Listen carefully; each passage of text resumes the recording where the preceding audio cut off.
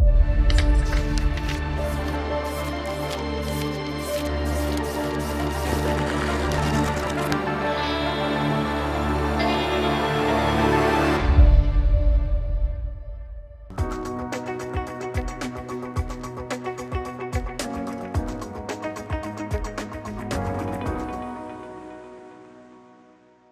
everyone, welcome to another series of today's GK. Let's begin with previous day practice question. Question was, which among the following is not correct regarding the Law Commission of India or LCI? It is a statutory body. It has so far submitted 277 reports. It was originally constituted in 1955, or it provides vital review of the laws in India. The correct answer is option A. It is a statutory body. Recently, the Union Cabinet chaired by Honorable Prime Minister has approved the extension of the term of the 22nd Law Commission of India up to 31st August 2024. The tenure of present 22nd Law Commission of India ends on 20th February 2023. Law Commission of India is a non-statutory body, therefore option A is correct. It was originally constituted in 1955. It is constituted by a notification of the Ministry of Law and Justice. The Law Commission of India provides excellent, thought-provoking and vital review of the laws in India. The various law commissions have been able to make important contribution towards the progressive development and codification of law of the country. The Law Commission has so far submitted 277 reports. The Indian Code of Civil Procedure, the Indian Contract Act, the Indian Evidence Act and the Transfer of Property Act, etc. are products of the labor of the first 4 law commissions. Now let's begin today's session. First question is, in the context of government policies and schemes, the Pragati, that is proactive governance and timely implementation, was launched in 2015, 2016, 2017 or 2018. The correct answer is option A, 2015. Recently, the Prime Minister of India chaired the 41st Pragati Interaction. Pragati, that is proactive governance and timely implementation, as the name suggests, is aimed at starting a culture of proactive governance and timely implementation. It is also a robust system for bringing e-transparency and e-accountability with real-time presence and exchange among the key stakeholders. The platform was launched on March 25, 2015, hence option A is correct. This platform uniquely bundles the 3 latest technologies: digital data management, video conferencing and geospatial technology. It is a 3-tier system: PMO, Union Government Secretaries and Chief Secretaries of the states. Prime Minister holds a monthly program where he will interact with the Government of India Secretaries and Chief Secretaries through video conferencing. Next question is, the 28th edition of Gulfood 2023 is being held in which of the following countries? Saudi Arabia, Qatar, Oman or UAE? The correct answer is option D, UAE. Agricultural and Processed Food Export Development Authority or AFIDA is participating in the 28th edition of Gulfood 2023 being held in UAE. Hence option D is correct. In order to augment trade, India has been participating in Gulfood, which is a platform that connects food and beverage sectors around the globe, providing ample opportunities to Indian exporters.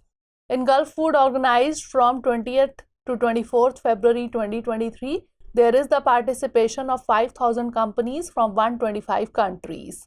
In the International Year of Millets or I2U2 2023, India is participating in Gulfood with a theme focused on the export promotion of millets and its value-added products.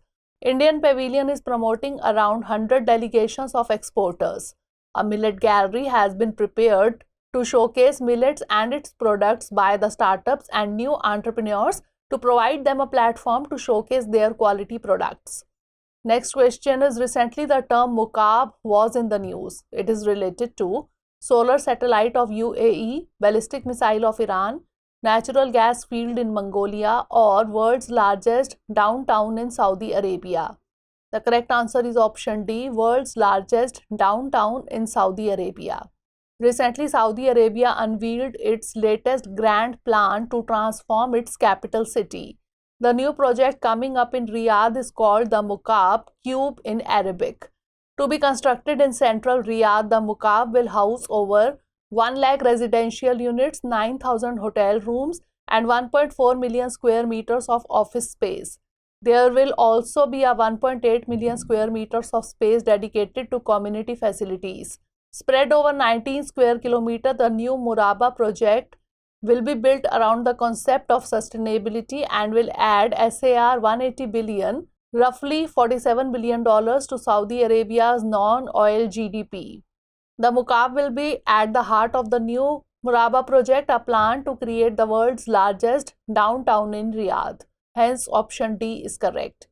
Next question is, which of the following is not correct regarding the Vostro account?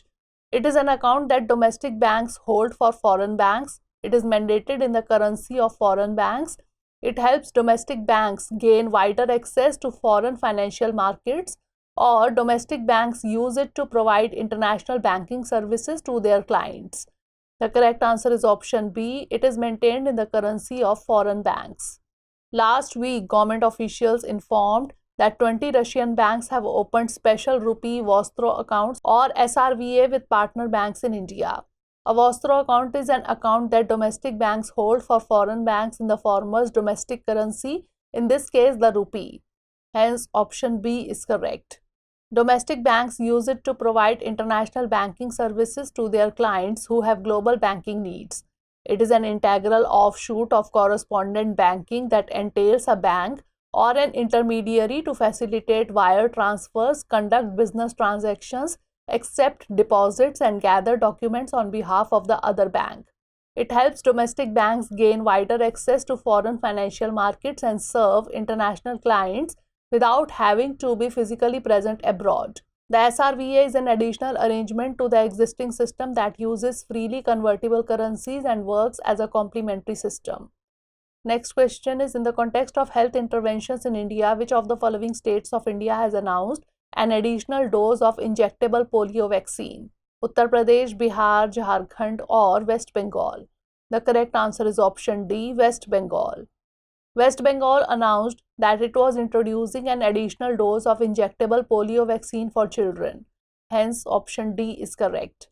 Polio virus can invade the central nervous system and, as it multiplies, destroy the nerve cells that activate muscles, causing irreversible paralysis in hours. There are 3 types of polio virus serotypes, types 1, 2, and 3. There is no cure for polio, but there are safe, effective vaccines that, given multiple times, protect a child for life. Jonas Salk developed the first polio vaccine. Later, Albert Sabin made a live polio vaccine that could be administered orally. It became a tool of trade, especially for nations carrying out mass immunization campaigns, including India.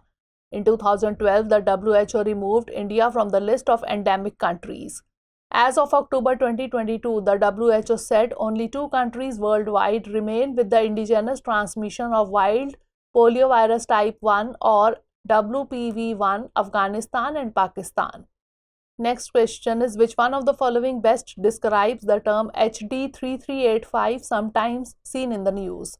A new wheat variety, a new maize variety, agricultural robot, or biofertilizer? The correct answer is option A, a new wheat variety. Recently, the Indian Council of Agricultural Research has developed a wheat variety which can overcome the challenges arising out due to changes in weather patterns and rising heat levels.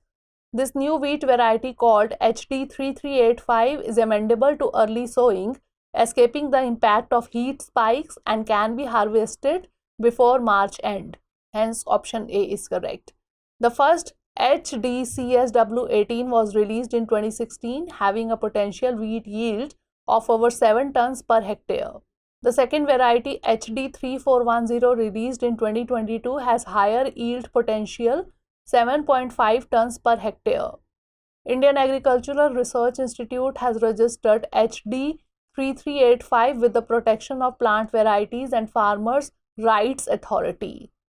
Next question is, AFINDEX is associated with which of the following? Artificial Intelligence Summit, Africa-India Field Training Exercise, Global Food Security Summit, or Australia-India Military Exercise? The correct answer is option B, Africa-India Field Training Exercise. The second edition of Africa-India Field Training Exercise or AFINDEX is scheduled to be held between March 21 and 30 this year. Hence, option B is correct. The foreign training node of the Indian Army located in Pune will host a multinational military exercise involving the Indian Army and armies of several African countries. The aim of the exercise is to hone the skills of the participating defense forces in planning and conduct of humanitarian mine assistance and peacekeeping operations. The exercise will focus on exchange of best practices between the participating nations, team building and tactical level operations in conduct of UN-mandated tasks. The inaugural edition of the AFINDEX was held in March 2019. Next question is, recently Operation Limpid was in the news. It is related to Canada, Russia, Japan or India. The correct answer is option A, Canada. Recently, Canada's military has said that it discovered evidence of Chinese surveillance efforts in the Arctic. It comes after a suspected Chinese spy balloon floated through US and Canadian airspace before it was shot down by the US military. China has also been recently accused of interfering with Canadian elections. Operation Limpid is the Canadian Armed Forces or CAF mission to detect threats to Canada's security as early as possible. The CAF keeps a routine watch over Canada's air, maritime, land and aerospace domains. It also maintains a physical presence in some areas. Hence, option A is correct. Next question is, with reference to the I2U2 grouping, consider the following statements. 1. India is not a member of this group. 2. It came into being in 2010. Which of the above given statement or statements is or are correct? 1 only, 2 only, both 1 and 2, or neither 1 nor 2? The correct answer is option D, neither 1 nor 2. That is, both the statements are incorrect. Recently, the inaugural I2U2 Business Forum was held in Abu Dhabi, UAE. The I2U2 partnership comprises of India, Israel, the UAE and the US. Hence, statement 1 is not correct. It is a grouping focused on driving tangible economic cooperation between its members across a range of sectors. These include food security, water, energy, space, transportation, health and technology. It aims to mobilize private sector capital and expertise to help modernize infrastructure, decarbonize industries, improve public health and promote development of green technologies. I2U2 was initially formed in October 2021 following the Abraham Accords between Israel and the UAE. Hence, statement 2 is not correct. Therefore, option D is correct. Last question is, identify the incorrect options. India recorded the second highest number of maternal deaths in 2020. In 2020, India's maternal mortality ratio stood at 103. Globally, there were an estimated 287,000 maternal deaths in 2020, or Sudan recorded the highest maternal mortality ratio in 2020. The correct answer is option D. Sudan recorded the highest maternal mortality ratio in 2020. Recently, United Nations report on trends in maternal mortality was released. India recorded the second highest number of maternal deaths in 2020, coming second at 24,000 to only Nigeria, which saw 82,000 maternal deaths in the pandemic year.